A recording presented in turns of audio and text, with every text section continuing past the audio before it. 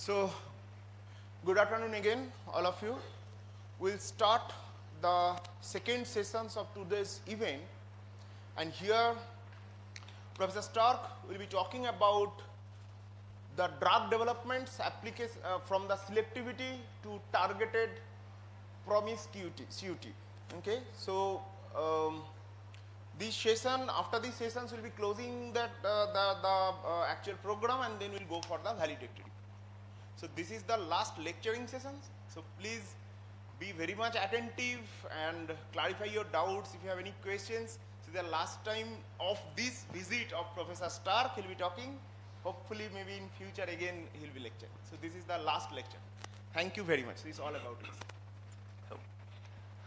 So thank you very much, and I must say it's really a big privilege and a great honor to having the starting lecture and also the ending lecture in this way. So thereby I really appreciate this in getting this on. And I would like to continue what we have started. So I have shown you that we have developed pitolisant and have pitolisant for narcolepsy, for obstructive sleep apnea, and that we are now in phase 3 clinical for Prader-Willi syndrome symptomatic, and that we are just a symptomatic treatment for Prader-Willi syndrome and so on. And that's really one reason we wanted to see if we can do something more. So we have understood the disease, we have understood the different possibilities, and there are some other possibilities. So what we would like to try, if we get some additional effects of our H3 receptor antagonists, that they influence the effectivity, and that we have some multifactorial effects on these compounds, because also the disease is not only hypogonadism or just a cognitive impairment, it is much more. So it had different contribution at different aspects, and maybe we can hit more of the aspects, more of the symptomatic, maybe some of the causal treatment with the different approaches. So in most cases, like also with neurodegenerative disease, we have not only one cause, we have a number of causes, and they together make the disease in a real state for the different structure. So thereby, we are turning from one to another. And thereby, we are turning from selectivity, where we go on one target only. There are sometimes the people say multiple targeting, and then they have something like this. There's a magic shotgun where everything is hit, like the paints, where you hit everything in the structure in the different elements. But what we would like to do is a targeted promiscuity. We want to address more than one target, and we want to address the correct target in the different structures, and we want to design in the correct target, and we want to design out the target we do not want, the target that lead to unwanted side effects. But therefore, we must know not only the structure-activity relationship of target 1, also of target 2, also of target 3, bring them all together, and together with this, we must also know the off-target structure, in which way, what should be avoided in many cases, and so on. So then getting more and more complexity into the different compounds, in the different classes in this way. What we have seen here, just a short introduction or just short explanation, what you see here, that one compound was described as a G9A inhibitor. G9A is a histone inhibitor. Histone is an element which is on the folding of your DNA structure essential. So you may have known from demethylase or deacetylases, histone deacetylases, which then leads to the unfolding of the structure. And this is a very specific histone modificator, histone methylator. It is a leucine-based histone methylator, and thereby you make some epigenetic reading of this. Epigenetic means that you do not change the gene, but you change the probability of getting this gene read or getting into further reading possibilities with other structures and so on. So that means even if you look at twins, they have, many twins have the same genome or more or less the same genome, but they look totally different. And also we have already learned that we have only 1% different genome, but we look totally different, but our genome is very similar. But our epigenetic, the reading of the genome, that is quite different in this way. And there, some authors described this UNC compound here, and this UNC compound here is a G9A inhibitor, and it was described as a causal inhibitor of Prader-Willi syndrome symptomatic. So by epigenetic profiling, they're changing then in the mouse model, the Prader-Willi mouse into a more healthy mouse with this epigenetic reading. So thereby this was a histone H3 structure. In fact, this is really histone H3, and we wanted to combine histone H3 with histamine H3. So different H3s combination in this way. That's why I was also interested, because it's at least for my kind, funny literature. This H3 with different meanings in this way. Yeah. And you see here also once more with the structural element, we do have this amino structure, the propylamine, the oxy structure, and then the phenyl moiety in this way. So we already saw that there are some elements which could be combined to the different structure. And then we looked for other described G9A inhibitors, and we found this A366. In fact, A366 this A is for Abbott. So Abbott designed this compound, described it already as a G9A inhibitor, and then we bought this compound because it's commercially available, and then we tried to design this compound really further on, or to look if this is really possible, that with this substitution pattern, do we have a H3 receptor inhibitor or not, or could it combine or not in this way? So we make the profiling of our compound, because not so many data on G proteins were available, only on G9A on the genetic reading and things like this. What we did also for this compound, that we looked on lipophilicity, size, polarity, solubility, and then also on some lipophilicity in the unsaturation fraction in this way, because this compound does not look in our eyes too much drug likeliness, or there could not be so much variations, whereas with this compound we thought that there will be good variations if it's needed for further structural elements in this way. So thereby these different structures do not fulfill all these criteria, only this compound here fulfills this criteria, and then we are going on. We measured this compound also by this biotool, drug likeliness tools and so on. And there, during this week, I received a message that one colleague of mine has published a paper in British Journal of Pharmacology and describing their different biotools. So where you can calculate different properties and so on. So I can highly recommend this by Marcel Bermudez. It is in the British Journal of Pharmacology, just recently appeared. It's just an ASAP print, so not originally thing, but it's an open access and can be clearly accessed in the different ways. And here we also benchmark different lipophilicity parameters and so on. And this small compound had all drug likeliness parameters calculated by the open source Swiss Atme in this way for the different structures in this way. So it was clearly useful for different structural elements. And then we checked the histamine H3 receptor antagonist activity in these properties, antagonist activity in a luciferase gene reporter assay, and we recognize that this compound is really potent H3 receptor antagonist in combination with the G9A inhibition. I have only a few slides on this story, but I would like to demonstrate this, that is A366 from Abbott. They have nanomolar activity at the G9A, 2.5 nanomolar, and about 70 nanomolar at the H3 receptor. So quite useful, and a balanced activity at the different structural elements, and that was for the human as well as for the rat structure, and good selectivity concerning other histamine receptor, other dopamine receptor. So it's a compound worth further developing in the different structure. And even Abbott was not aware of the drug likeliness for the H3 receptor of this compound, because they have not tested this. So that's really a good possibility in which way this is really acting. And then we have pitolisant on the symptomatic effect, and we would like to combine this with the A366 or with the G9A inhibition to go for the epigenetic reading. With the tree here, it's just the symbol that we are going to the roots with the epigenetic modification, and we are going to the leaves to make some symptomatic treatment in this way and to find many possibilities in which way they can work together in the different ways. So thereby, these A366 is already a nice compound to have, and we see that there are also some other epigenetic modifications which we have measured in this way. So that was then seen as a new property of the structure. But it's also, before this, G9A, or the A366, was taken as a chemical probe for G9A.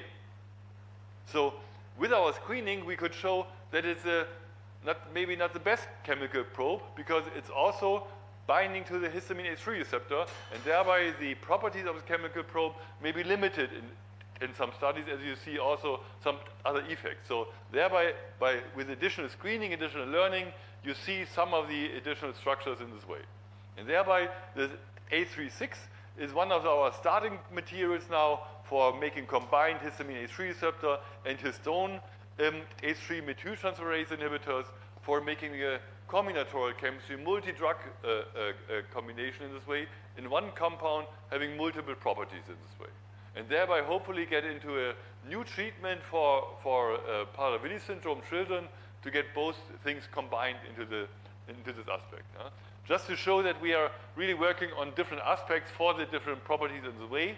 And I missed with my last lecture my co-workers in the different fields. I mentioned several times the co-workers from Bioprojet and in ZERM, Robin Ganellin from UCL, but also here Lara Pullen made the Chion Foundation, Maria Piccone made the Trend community, my own co-workers, who started this project in Frankfurt and continued then in Düsseldorf in this way, and also many support from European Union in the different apartment here in this way for the different structural elements in this way. Yeah, and you see here, this was my working group in Frankfurt, this is my working group in Düsseldorf at that time for the structure. What I would like to show here is from selectivity to promiscuity, to targeted promiscuity, and that is our basic round why we stay so long for the same structure, because we have developed some very selective compounds. We have developed some very selective compounds which we even went into clinic. So we knew in which way what is missing with the compound, that they are not optimal, and we know many other compounds in which way they can be optimized by a combination, by some add-on. Yeah? And thereby, we would like to address different targets simultaneously in this way. And there's different possibilities with addressing different targets simultaneously. For example, you can take a cocktail. Yeah? So you can 3 drugs, and then add these 3 drugs, and then you add all of these 3 elements together in this way. This has the problem that in most cases you have to take a large amount of each of them of the drugs, that they have different pharmacokinetics. One lasts maybe for 1 hour, the other lasts for 6 hours, so when to take what, when, and so on.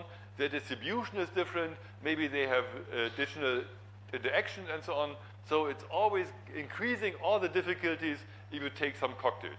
The more drugs you take, the more problems you get even with this problem, thereby pharmacokinetic, compliance, drug interactions, efficacies, and so on, they are quite often hindered in this way. And thereby we are trying to put 3 properties into one molecule. And I know one important chemist who said chemical synthesis is not for synthesis.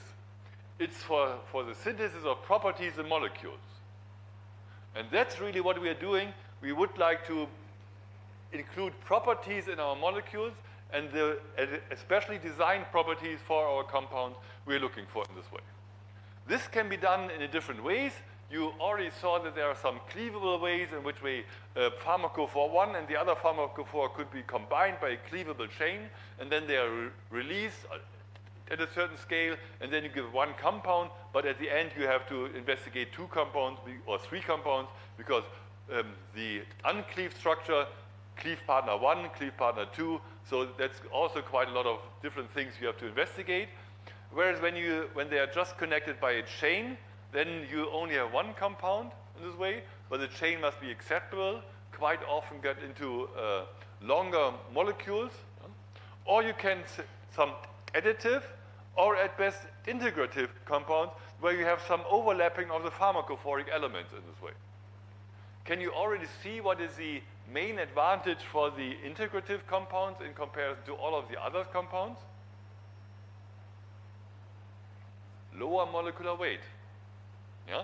If you combine pharmacophoric elements, you're not combining two molecules, but you're overlapping in the structure, and thereby you have lower molecular weights, and you have more possibilities for variations and for step-by-step structures in this way. Yeah?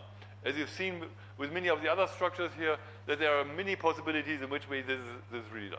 So multi-targeting ligands is one of our main purpose for the last decade or something like this, and there is multiple targeting there that you can linking, fusing, or merging. You can name it differently in the different purposes. What is then the main difference is, do both targets need the same affinity? Or does one target need a higher affinity than the other one? So do I need a target balancing, or could be one target less than the other one? Maybe you have some overexpression of the receptor, or you have higher affinity of the ligand. So what is the disease state you're really treating on? And I must say, in fact, in many cases we do not know. So when you have cocaine abuse, what is your regulation of dopaminergic receptor? What is your regulation of dopaminergic receptor with Parkinson's state? At which Parkinson's state, and so on. So that's really difficult to see in the human, and thereby this correct balancing is quite difficult to see and to predict. Yeah? Thereby, it strongly depends on the disease model you are working on, and then you can work for the different structure. Yeah? And you see here, lowering molecular weight, increasing drug likeliness, all speaks for the merging, for the integrative approach for the different structures in this way. Yeah?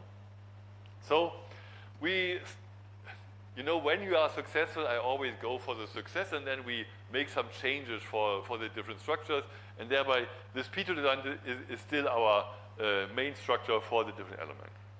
And then we saw here that Parkinson was tested, showed some beneficial effects, but not really enough to go into clinics. So we looked for other approaches in which we can approach Parkinson's disease in this way. And an important point for addressing Parkinson's disease are monoamine oxidase B inhibitors.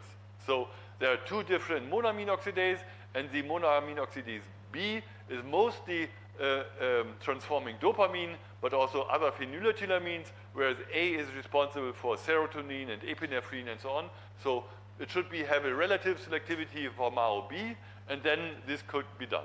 And you can see here rasagiline, deprenyl, or safinamide. There are 3 different compounds are marketed as MAO-B inhibitors for Parkinson's disease treatment in this way.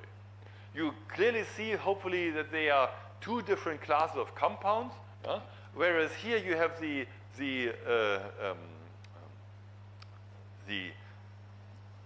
triple bound here in the different structure for the secondary amine.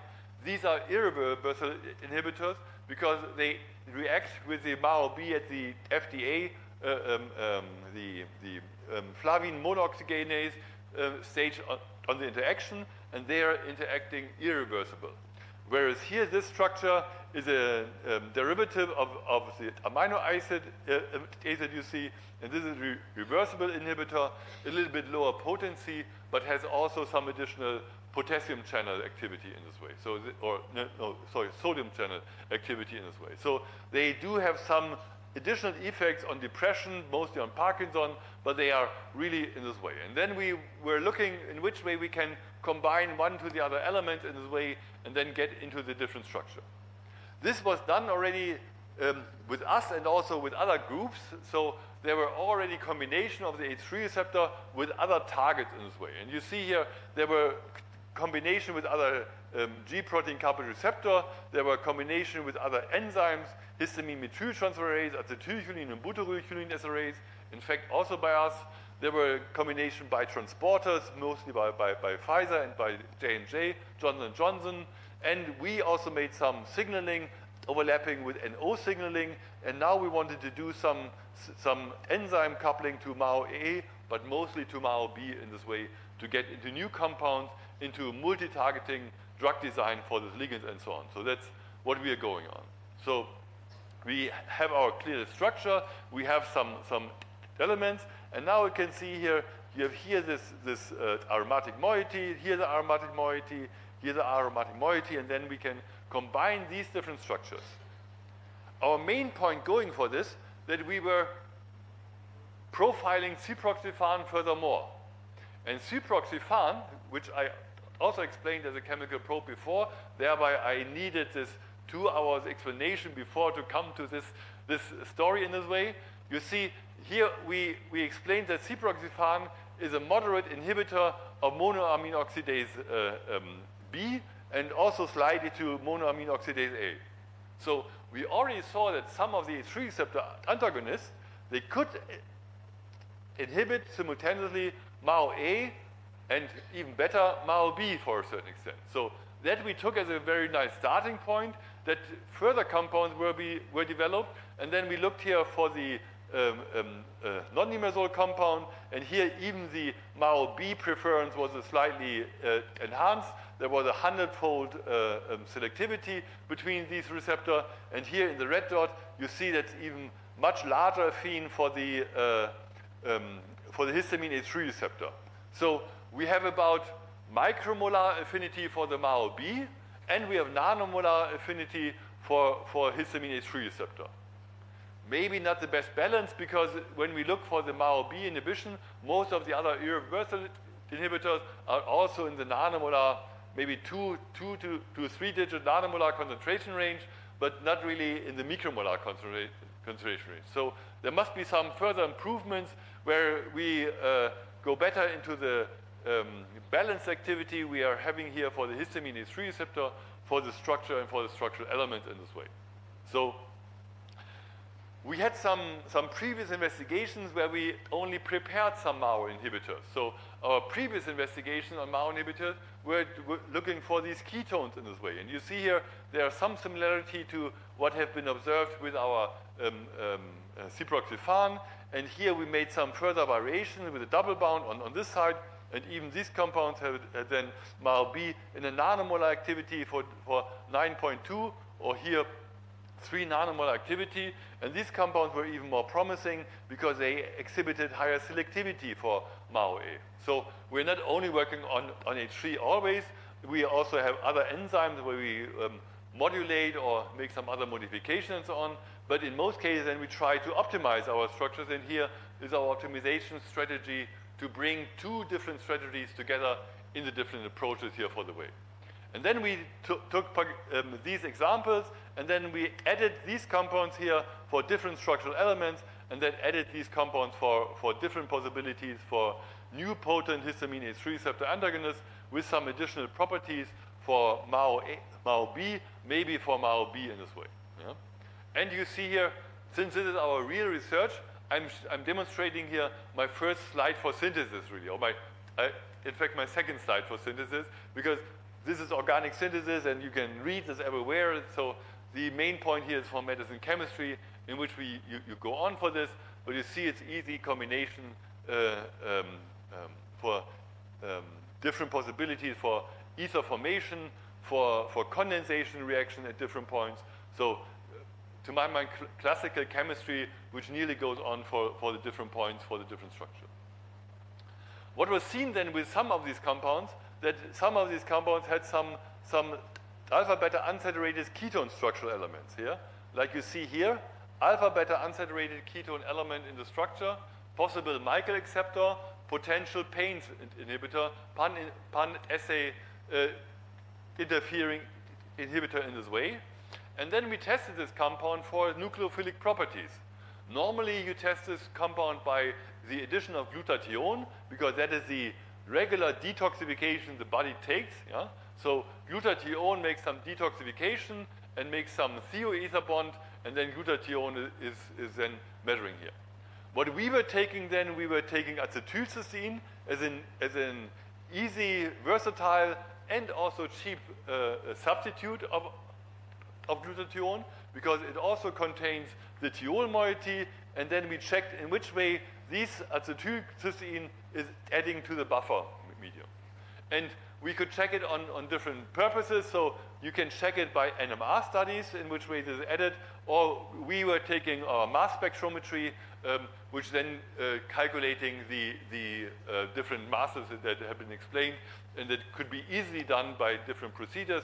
So you can easily check your compounds for this chemical reactivity in this way, and thereby for Payne's possibility. And fortunately, this compound were really stable because of the both aromatic structures here. They were more stable than we expected in this way. So we do not have this problem for this way, but it must be checked. Yeah? So that's quite important for the different structure. And then we had a number of different compounds, checked them for MAO A and MAO B screening, and our normal, we have limited resources in all of these aspects, and thereby we took our resources, and then we made our screening at 10 micromolar. So we tested, we do not determine all of the IC50 value for all the compounds, but we make a limitation. So compounds which have at a 10 micromolar, a lower inhibition than 75% of this, were not considered to be really useful for our further investigation.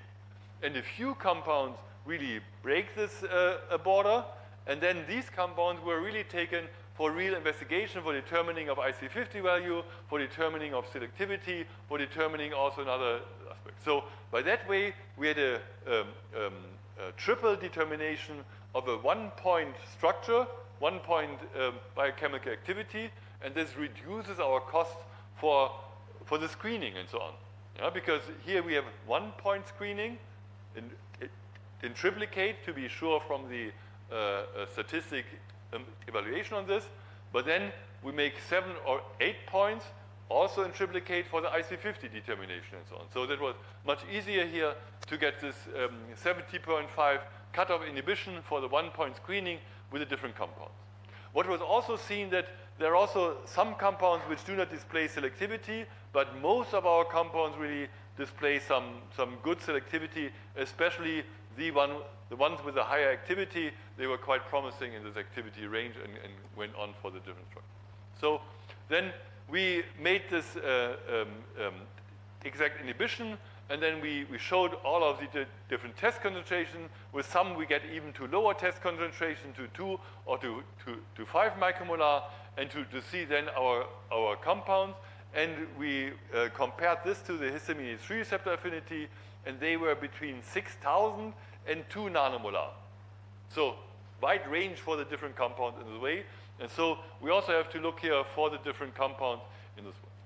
Then we saw here with this compound, we saw a high selectivity range, good activity, and this was also for the enzyme activity relatively highly active. After different time scales, we had a good inhibition of the structures, and this was also true with the other structures we have here. But why, once more my question, why maybe 3D is more promising than 3E or 3F in this way? Once more, lower molecular weight. Yeah? You see, here we have this benzylic structure, mostly concerned with other elements, so other reactivity, radical reactivity, and here we have just fluorination. So these compounds may be a little bit better for safety reasons in our drug environment. And that's, you can check with the different compounds, or you develop a view that you really be aware of the problems, of the potential problem of these compounds, and then you focus just on this compound. Maybe it's not the best from the affinity, but from the prospect, it seems to be much better than the other one. Yeah? And this is maybe by increase of lipophilicity that you get this additional screening of the different structures in this way. Yeah? So we screened this compound, we screened them on the H3 receptor, we screened this compound, and we screened them on MAO A and MAO B. And then you see here that we have 2.2 nanomolar for the H3, and 500 nanomolar for MAO B, and 9,000 for MAO A. So getting better into the direction, but still not really there where we want to go. Or with this compound, 6.5 nanomolar for H3, 260 for MAO B, and over 10,000 really for MAO A. A little bit better, you see, from selectivity reason, but also for molecular weight, maybe not the best. We are going for the different structure. So there, this in the known derivatives were quite useful. We're combining two pharmacophores. We had reversible MAO-B binding, which is good. We had moderate drug likeliness, but in total, we were not really sure if these compounds could really be brought to market or even to human trials and even to animal trials and so far, because they were so big, they had so much possibilities for metabolic pathways and so on. So it was not our main purpose. We were going for the different structures. Yeah? So there were different possibilities in which way we can go for the different elements. And then we had another partner where we're going, and this partner was going for some indole derivative, and these indole derivatives were having here the MAO-B inhibition and here acetylcholine inhibition in this way. So he was also working on this compound, and this ASS234 was also a multiple targeting compound, and was a compound combining MAO-A inhibition and acetylcholine inhibition in this way. Yeah? And when we saw this compound, you clearly see that there are some stronger variations here, but nevertheless there were some possibilities to this ciproxifan analog, where we have the non-imidazole compound with a different structure. And we already saw from our previous structure-activity relationship that we have this Lego brick system to bring up our compound system. Yeah? And then maybe we can take this element and then modify these elements here and getting more into these details here and making then a new compound for the different structures elements. So thereby, it was our motive that we would like to have the H3 receptor activity, that we would like to have the MAO-B inhibitory activity, and at best we would also have the acetylcholine esterase inhibition and the butyrylcholine esterase inhibition, which is combined here with this structure in this way. So there are at least 4 targets here we were like to look for, or even 5 targets when we take the butyrylcholine esterase also as a potential outside in this way. So we get rid of the 2 targets simultaneously. We want to address 5 targets simultaneously. Yes, you see, very sporty in this way. But if you're not trying for the best, maybe you're not getting there in this way for getting this compound.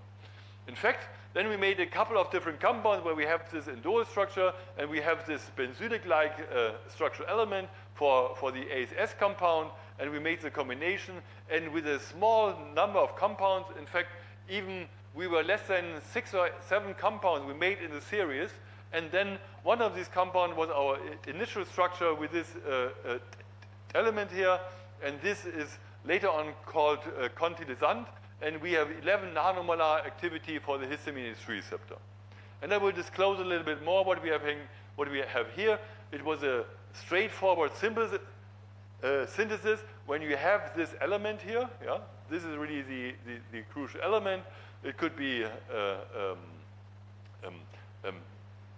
here amidated and then reduced, and then combined with this propagulamine, and at the last step you make the ether synthesis here, and then you got here directly into this compound in this way. Yeah?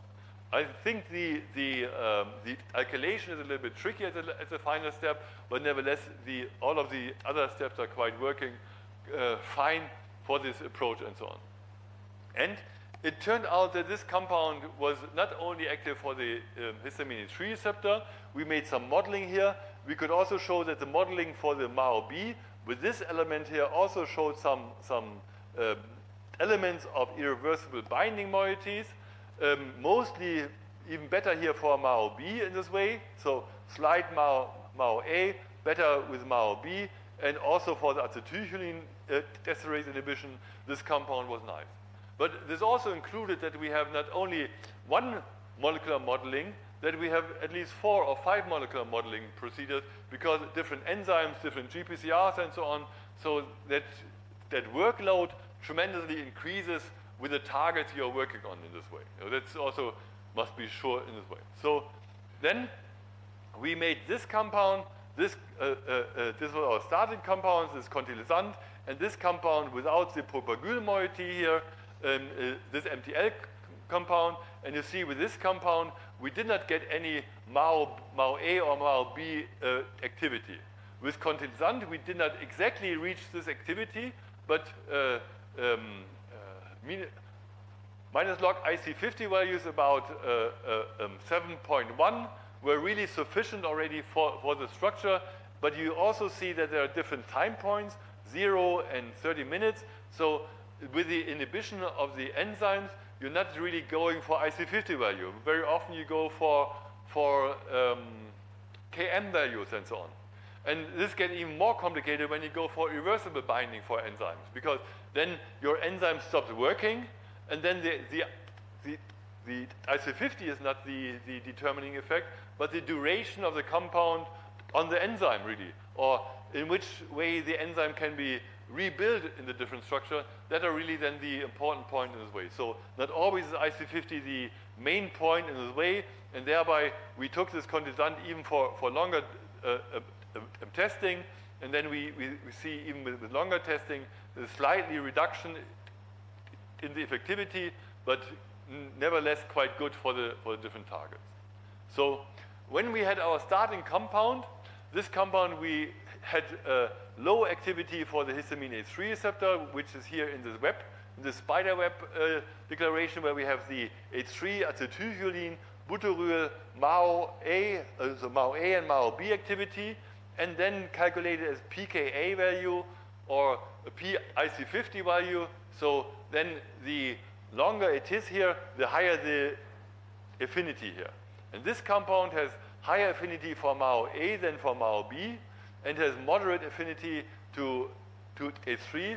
And you see the targets for acetylcholine and butyrylcholine were not really addressed with this compound. So it was more or less a MAO A inhibitor in the different structures. And then we had here our contilizant, and you can see here with the red sign here that we have strongly increased the H3 activity, slightly increased the acetylcholine activity. We maintain more or less with the MAO B, with the butyrylcholine esterase activity, slight increase of the MAO B, but strongly decrease of the MAO A activity. So we increase our targets and we decrease our off targets. That means design in and design off. So this compound is much more favorable and has a lower molecular weight, has a lower lipophilicity and so on, so much more favorable activity in this way. And the same is true if we are not looking for the desired target, so this 5 desired target, we look for other dopamine receptor or histamine receptor subtypes.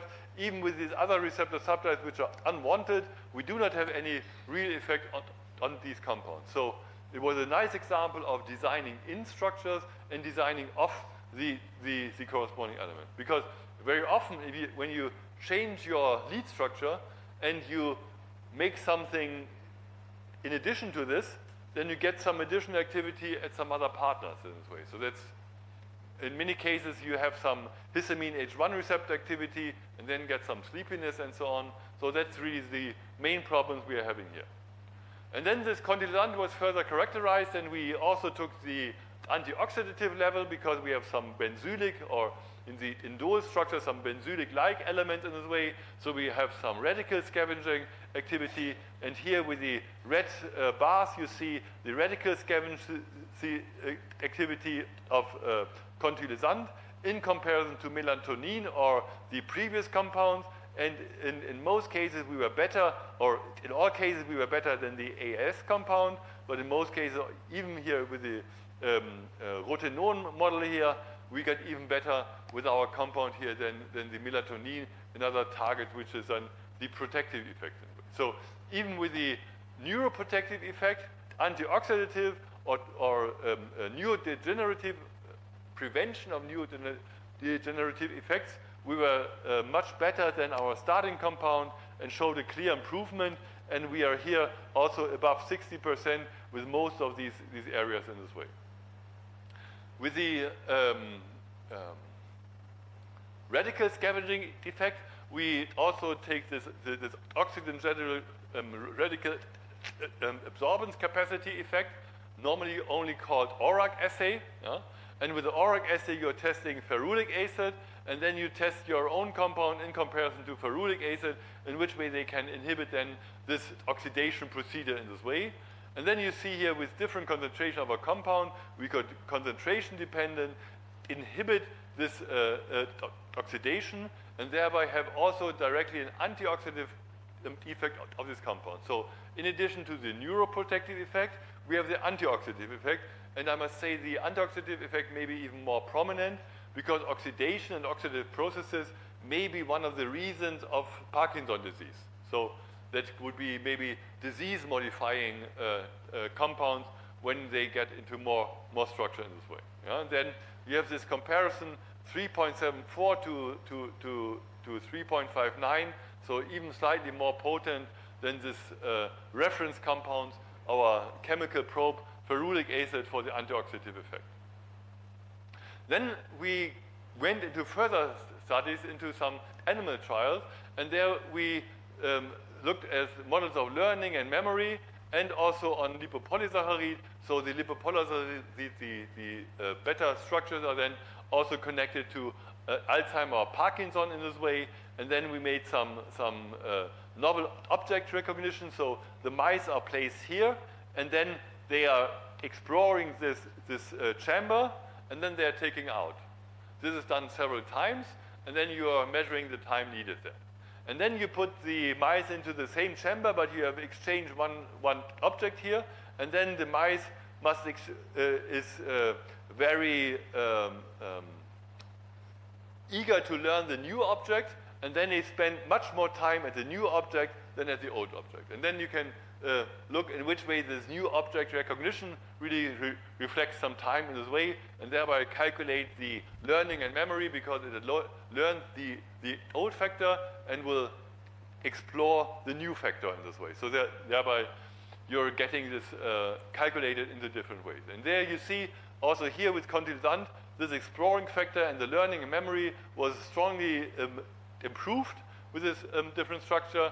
And you can also once more see we need some lipopolysaccharide to deteriorate their learning. So they have a impaired learning behavior by introduction of lipopolysaccharides. And then we can further restore, improve the learning behavior by the addition of contilisant, and much better to a significant way than with the other compound into this area for the structure. Yeah? So you see that we have here a good affinity at the histamine E3 receptor, moderate activity at MAO-A, and good activity at MAO-B. And it's also effective to have moderate activity at MAO-A, because when MAO-B is fully inhibited, then then the enzyme makes a shift. Then MAO-B takes also, MAO-A takes also dopamine and other structure. So you must have a moderate inhibition of MAO-A also because of the relative selectivity of the structure.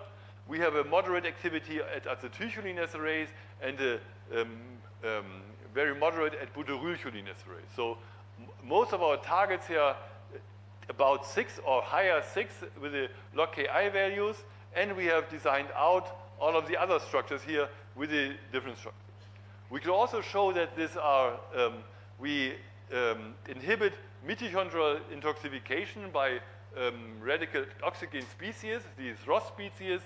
We could have the antioxidant effect, we have the amyloid effect, and what is even then most important, that we have a pro-cognitive effect in mice in vivo. So we could apply this compound, and it's well absorbed, well distributed, and in brain it shows these pro-cognitive effect in vivo I showed with the learning behavior for the new object recognition in this way. So then we looked for different targets and then looked for the balancing in this way. So this is my summary for the multiple targeting approaches, where we have 5 different targets simultaneously. 5 different targets means that you address 5 targets at the same moment, and you address the other 100 targets not really at the same moment. So only you have 5 players which are really important in this way, and you design off the non-players, the unwanted side effects in this way, which is as important as to address the original targets in this way. Yeah? So that's quite important for the different structural elements in this way. All of them are in the brain, so we have to also address the pharmacokinetics and to distribution into the different areas. And then we can measure affinity, efficacy, selectivity. Yeah? What we cannot measure is this in the disease state. How many receptors are expressed? In which way these receptors are coupled to the signaling mechanism? And what is the receptor density, the disease state, and so on? And where is the distribution within the brain? We have different brain areas with different constitution, limbic areas, cortex, and so on. So the brain is not one organ. It's a summary of many organs in this way, and they have different compartments and so on. So we do not really know what's happening there. And since we are not able to predict this, we have to test them in animal screenings and so on. And here, we do not know what is the correct balance for the different activity, for the different structural elements. To my personal point of view, you can see these different targets as instruments. Yeah? You see, yesterday I showed you some fine arts. Now I show you some music in this way. And this is comparable to have some music. And with the music, you have some balancing. Some instruments are playing loud, some are not so loud. And then when you have these instruments at a good balancing activity, then you have a good music in this way. And not all instruments are playing at the same time. Some instruments are playing here for some purposes. You can combine this to make it more happening. You can just play your violin, yeah? And then it's also already fine. But you're taking then other violins and making some trumpets into this. It's even better for sound in this way. The same is then with the multiple targeting. One target may be enough, but when you add another target, it may be better. And when you then add a couple of different targets which are playing together, making the same music, then it's really fine. If everybody is playing its own music, you have a great chaos. Yeah? That's why I have, when my children play some music, let's have something you do not take for too long in this way. But here, we're having here this concert with a few instruments, and at the end you have to add on different aspects in this way, and you see this concert then playing in a certain round. And this is what I would like that you agree with the multiple targeting, that multiple targeting is nice and a fine address, but only if the instruments are playing together. And if they are playing in harmony for the different instruments, and then giving you a good playing round, a good music for all of the different instruments and going for the different structures. And with this, I would like to stop here and to thank you for your kind attention. And this is my last slide for the multiple targeting approach in this way. Thank you for your kind attention. Thank you.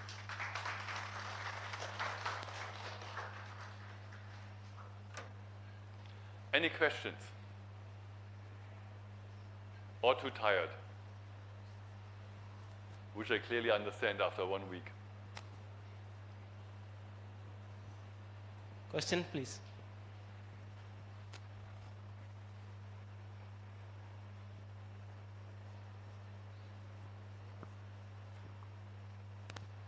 Sir, I don't have any question, but I am very inspired and motivated by your studies, sir. Thank you very much. Thank you, sir. Recently, I am not feeling well. That's why I am not able to attend all the lectures. But I joined through the YouTube links. So your research is I am working on anti-cancer activity. Yeah. So it is ignited my mind for research further. Thank you, sir. Thank you. Maybe what I say, I just presented our research mainly focused on the histamine H3 receptor ligand and connected to this, because by that way I do not have to introduce all of the sphingolipids or the dopaminergic pathway, which we are also working on, or other structural elements, but just making for 1 week really a little bit better to oversee what we are doing or what can be done, or where are the problems in medicine chemistry, and where are also some solutions. And my personal point of view is that you take into account creativity in this way. And I feel the better you go into medicine chemistry, into drug design, the better you're going into creativity.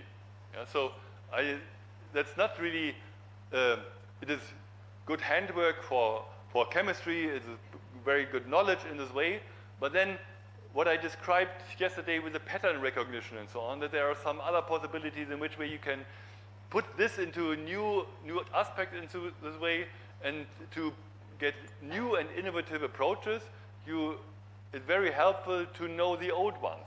So the better your knowledge on the different purposes is, the better you can get into new approaches for the different aspects. And thereby, with a good kind of knowledge, you can be really innovative, non-obvious, making new patents, making new drugs, hopefully.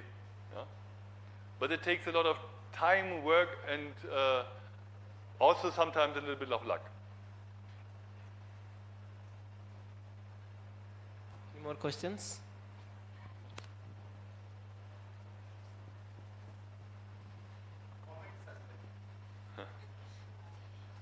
Thank you so much, sir, for your wonderful lecture. Sir, I want to ask, multi-targeting drug designing, is it like a dual targeting or dual action of one single drug? Yeah.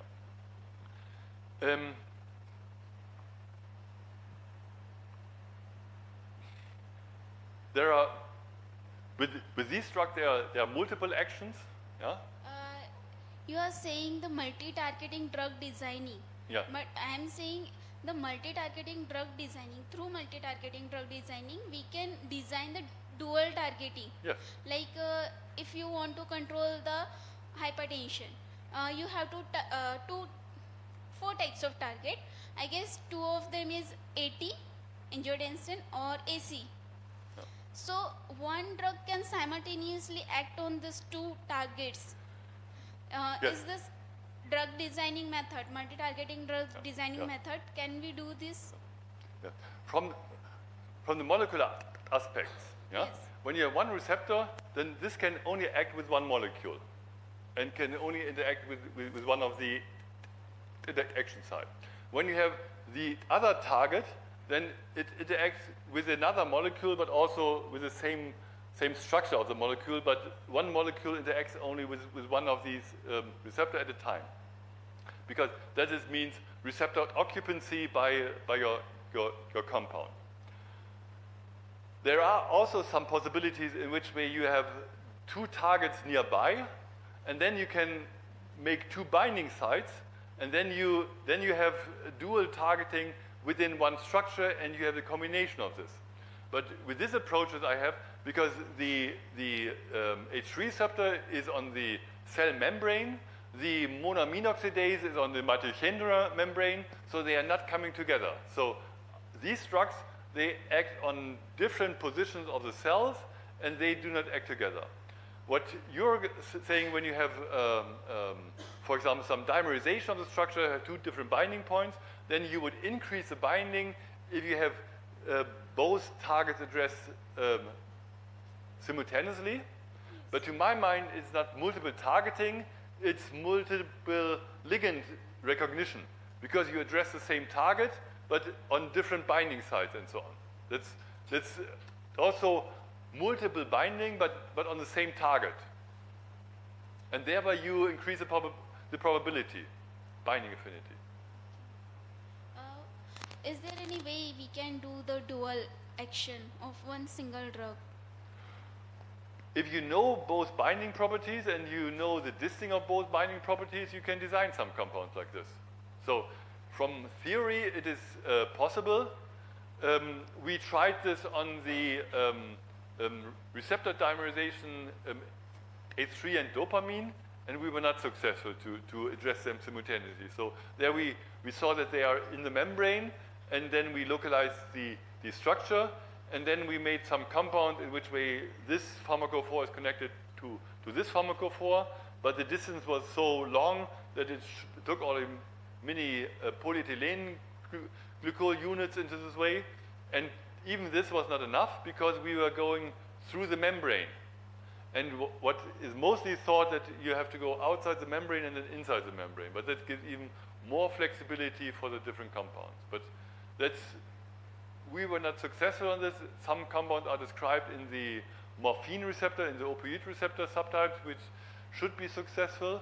But these compounds are so large then, or because of the linker length, that there may be some single compound may be more useful instead of the combination. Because if you block them on the one side and block the same on the other side, maybe then you have some additive or synergistic effect for this structure. But so multiple targeting makes sense, but not always into one compound. This structure, yeah? Especially when you go for chemical probes or things like this. Okay. Yeah? Thank you, sir. Sorry for not getting one answer. This is the solution for this.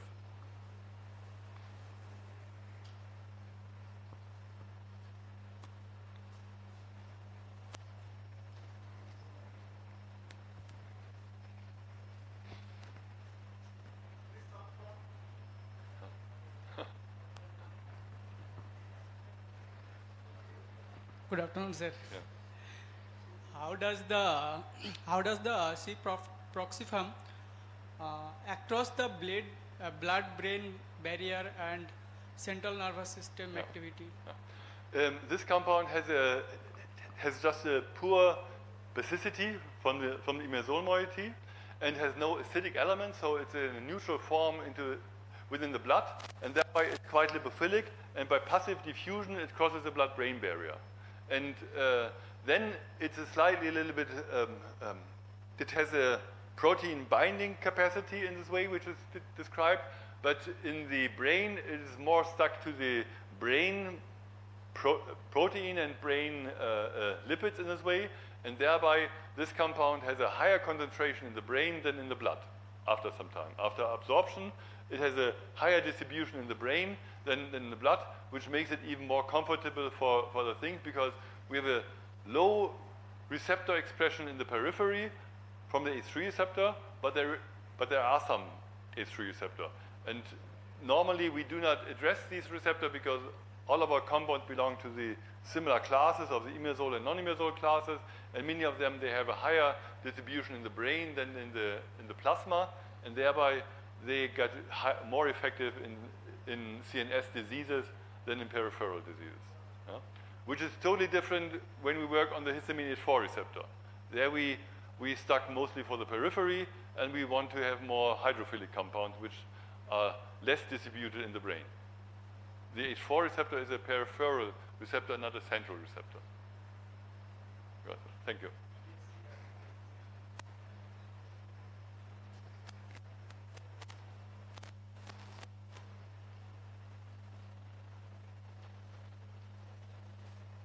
Sir, in last lecture, Ghosh sir has said that for anti-cancer activity, the drug will act as a therapeutic, also can give the images of the environments. So in that aspect, multi-targeting drug design is applied for there?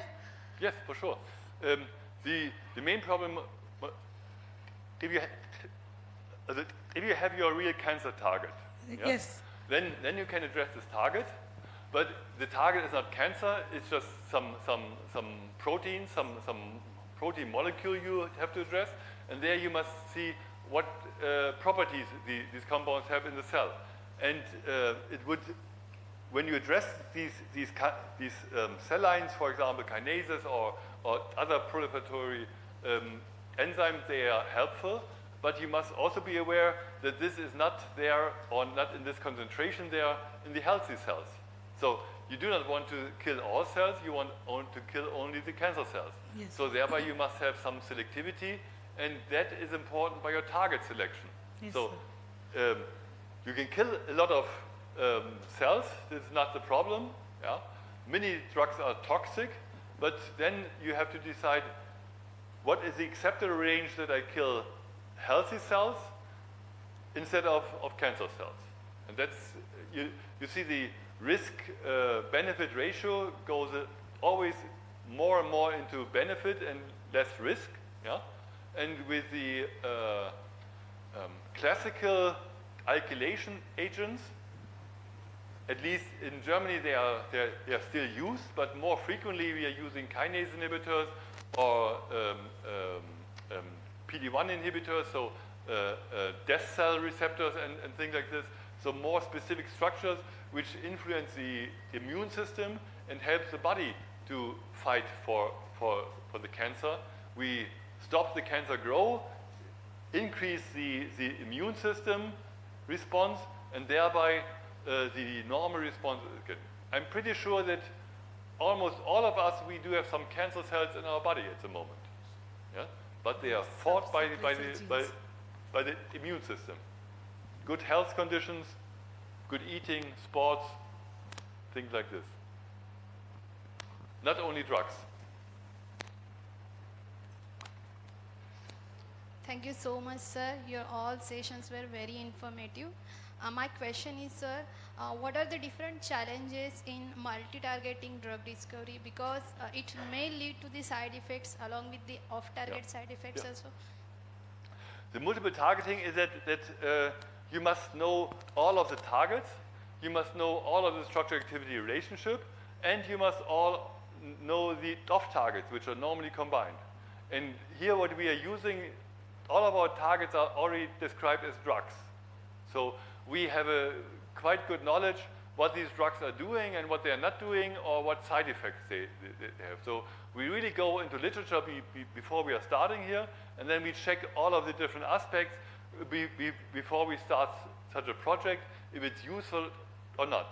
Sometimes we are not sure, then we start it, but when we are sure that they are not really working together, then we do not make anything like this. And thereby, for example, we have also combined histamine H3 receptor with adenosine H2A and A3 receptor, which are also known for Parkinson's disease, and they were quite effective for both receptors, or even 3 receptors. They were very useful compounds were all 3 receptors in nanomolar concentration range, based on our MAO inhibitors in this way. But when we tested them on Parkinson, they were ineffective. Later on, we detected with our screening that these compounds had some activity on dopamine receptors, some antagonist activity on dopamine receptors, and thereby we were not able to eliminate the antidopaminergic activity, and that was our failure with these kind of drug development. So sleepiness and so on was okay, but Parkinson's disease was not really addressed. So even that, we do make a lot of failures in this way. We learn from this, and that's what we all should do. Failures are not really the problem. We have to learn from the failure and getting, with improved knowledge, into better design. That's what I just can recommend. Thank you, sir. Hello, sir. In DNA barcoding, Salix term, what it use? Pardon, once more? DNA barcoding, for example, mRNA, it transfers the message. Then Salix, what it works? Yeah. You mean the RNA transferation, or what do you mean? I do not understand the question exactly. So DNA structures we are identifying. So lots of barcode we are using. Yes. For example, here we are using particular functional group for drug synthesis. Then Salix term, what it works over there. Previous lecture we seen that. Okay. Can you translate? Yeah, so he was asking about select. So that is actually protein folding, how it is remembering the things. And okay, how protein is folding this. The protein folding is mostly physical-chemical properties. And these physical-chemical properties, what explained yesterday or in part, or the day before, in which way the partial positive and partial negative effects go together, make some hydrogen bonding and so on. In fact, this is not only for the protein, but mostly for some helper proteins, these chaperones. And these chaperones, they help this folding because they are binding to this, include this folding, and then release this structure. There are different chaperones like heat shock proteins and so on. They are well known in the different structures.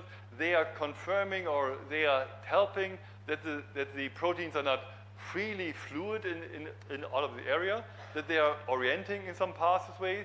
Mostly they are orienting to a good healthy condition, but you see with Creutzfeldt-Jakob syndrome or some other prion diseases that they have chaperones with some wrong folding, and then this wrong folding addition, and then it's getting into diseases form. So normally it's nice and good and something to have. Sometimes it goes wrong. Yeah, but you need mostly some other elements.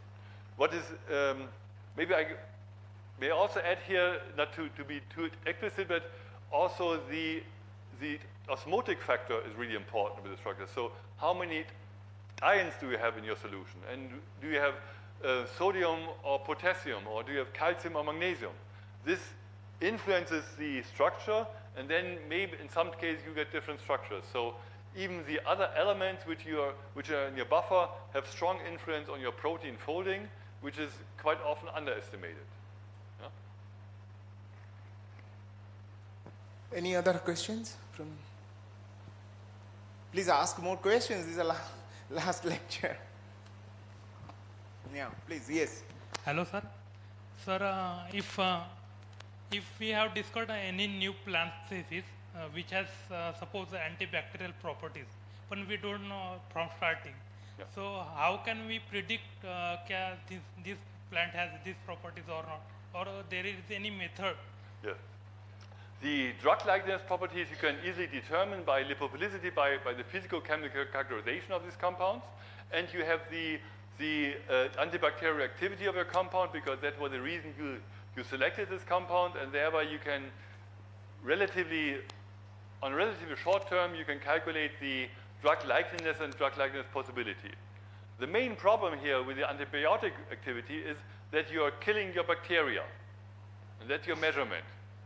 So you do not have the target in this way, and thereby you do not know in which way your compound is interacting with your target. You only see the end effect of your compound. And that makes it difficult to calculate, because maybe you have an intracellular target, yeah? Then you must calculate in which way your compound is penetrating the membrane, and only then it's active in the bacteria. Or you have a membrane target, then it does not matter really. And this is then important for drug optimization, if it's needed to penetrate through the cell membrane, or if it's just on the membrane to interact. And thereby the good knowledge of the target, to my mind, is in most cases really essential. Just killing cells is nice to have, but not enough. And at the end, you must show that your target is not any human target, that's not existing in humans, and that there is no interaction with this structural element. And it's also the case that at the end you must also show that maybe your bacteria is doing some metabolism on your compound, and this metabolite doing the toxic effects. Can you exclude that this happens or not? That's the problem, because you make some incubation. Incubation is mostly a few hours, and then you make and during this time there could be some metabolic pathways, and the responsible toxic compound is maybe one of the metabolites you're performing. That's difficult. Hello, sir. Yeah. I have a question. You said you develop a drug that works on narcolepsy, symptoms, excessive sleepiness. Is there any other use of that drugs, like for night workers, or you said military personals? Yes. There are some clinical trials in which way, for example, fatigue symptomatic can be treated. So where you are really exhausted and you cannot stand up really, and then with a high dosage of pitolisant, it was quite effective that you are treating your fatigue symptomatic. And this fatigue is often connected to post-traumatic stress syndrome and things like this. So there are other possibilities you can achieve.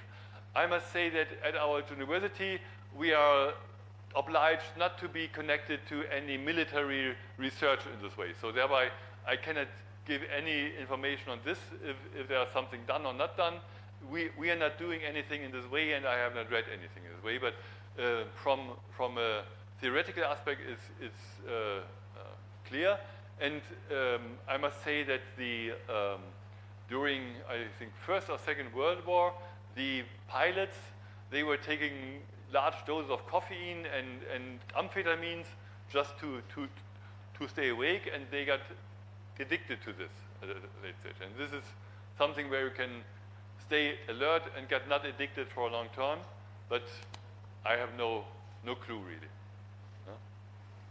Professor Stark, what is your take on traditional medicines? Multiple molecules, multiple targets. So how do you look at the research which is being done in this area? I'm a big fan of traditional medicine in different ways. There are each country, each nation, each area has its own traditional medicine chemistry. In most cases, they are giving excellent ideas for new compounds. In many cases, they are not really the compounds which are really the best. And what should be observed with traditional medicine chemistry is to find any active ingredient.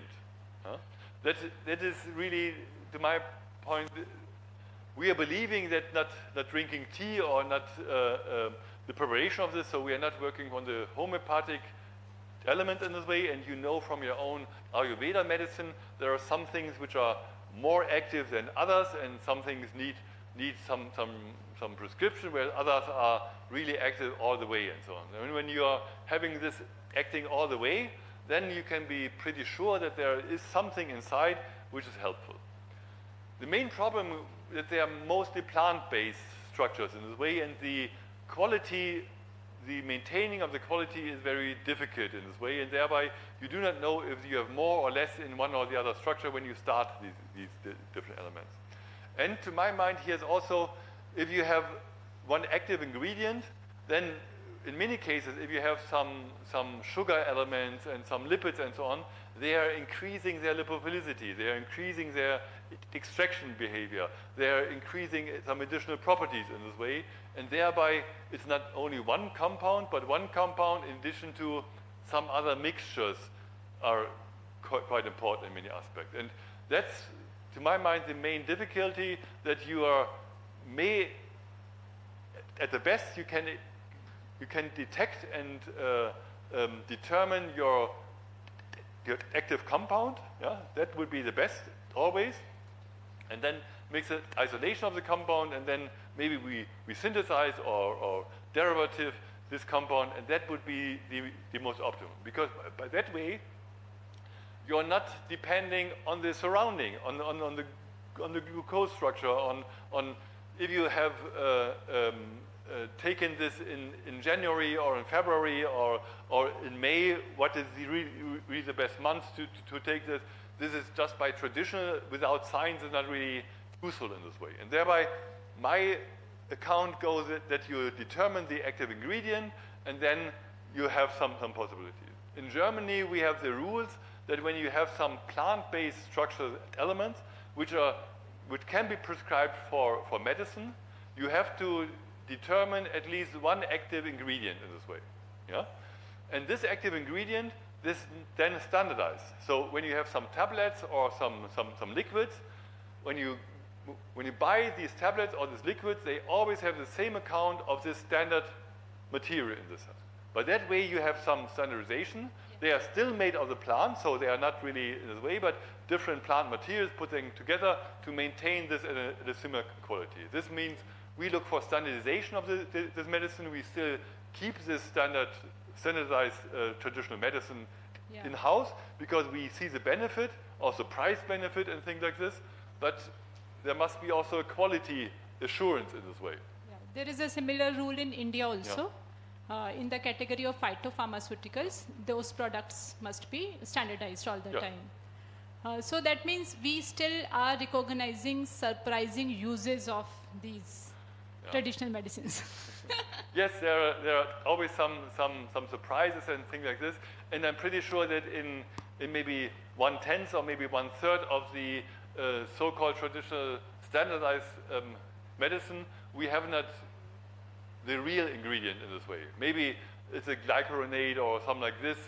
There could be other possibilities, but it's not really sure.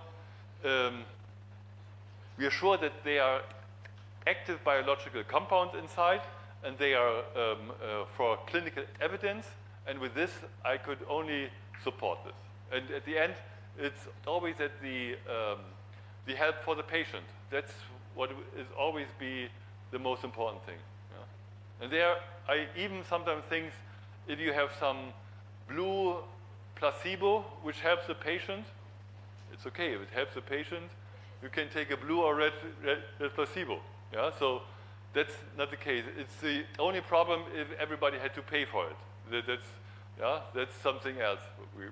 We can discuss it this way. But nevertheless, the benefit for the patient should be the first interest in everything. Any questions? Sir, I have one question.